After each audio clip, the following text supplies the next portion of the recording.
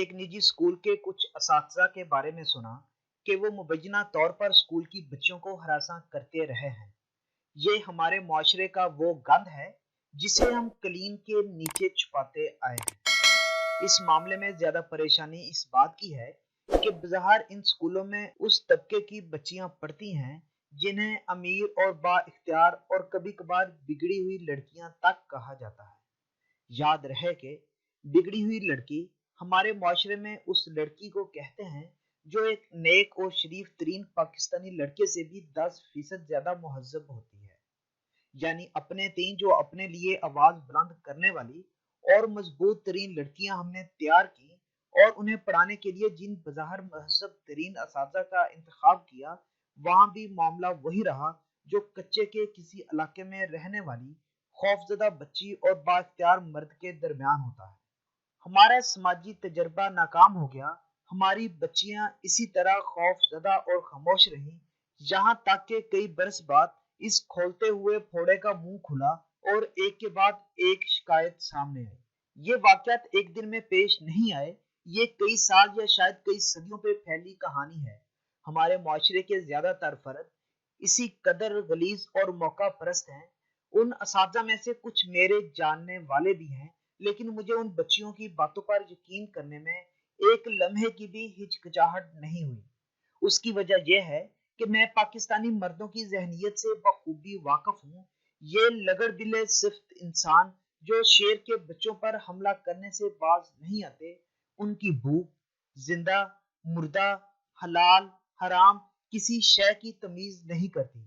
सूबाई वजीर तालीम मुराद राज साहब ने अपनी प्रेस कॉन्फ्रेंस में मुबैना मुजरमों की तस्वीर दिखाई और कहा कि कोई एक भी बच्ची या उसके वालिदैन उनके पास बाज़ाब्ता शिकायत लेकर नहीं आए हैं।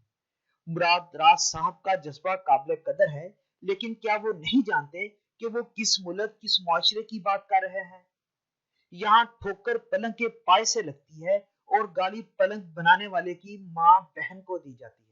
इस माशरे में कौन अपनी माँ बहन को लेकर एक जिनसी दरिंदे के खिलाफ शिकायत दर्ज कराएगा। ये बच्चियां जिन उम्रों में हैं, वहां माँ बाप को यही फिक्र लाहक होती है कि स्कूल खत्म हो, यूनिवर्सिटी शुरू हो, अच्छा रिश्ता आए और पढ़ते पढ़ते लड़की की शादी कर दी जाए।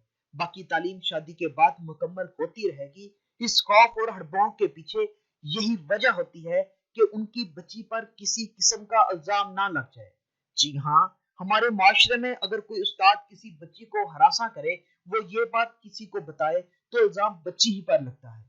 मुराद राज साहब ने एक और दरखास्त भी की कि लड़कियों के स्कूल में मर्द असातिज़ा को ना रखा जाए, मगर इस बात का क्या इलाज कि उन्हीं स्कूलों की खवातीन एडमिनिस्ट्रेटर्स भी मुबैना तौर पर उस जुर्म को छुपाने में शामिल थी।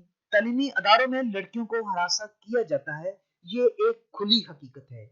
आज अगर पाकिस्तान की पढ़ी लिखी खवातीन से हल्फ लिया जाए और उनसे सच बोलने का कहा जाए और वो सच बोले, तो यकीन जानिए कि वो चेहरे बेनकाब होंगे कि आपके तसव्वुर से बाहर है।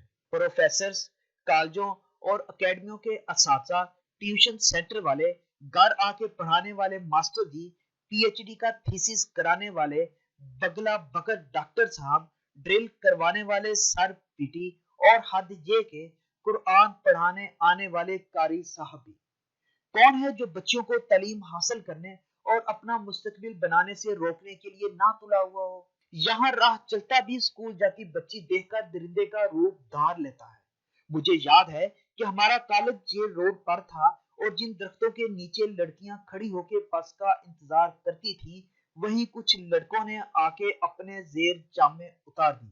लड़कों के खिलाफ एक्शन लिया गया, मगर मुझे ये भी याद है कि उन्हीं बच्चियों में से एक ने घर जाके बताया तो उसकी माँ ने उसे कॉलेज से हटा के घर बैठा लिया कि तुम्हारे अब्बू सर पर नहीं, कोई ऊंच नीच होगी तो मैं अपने खानदान को क्या मुंह दिखाऊंगी।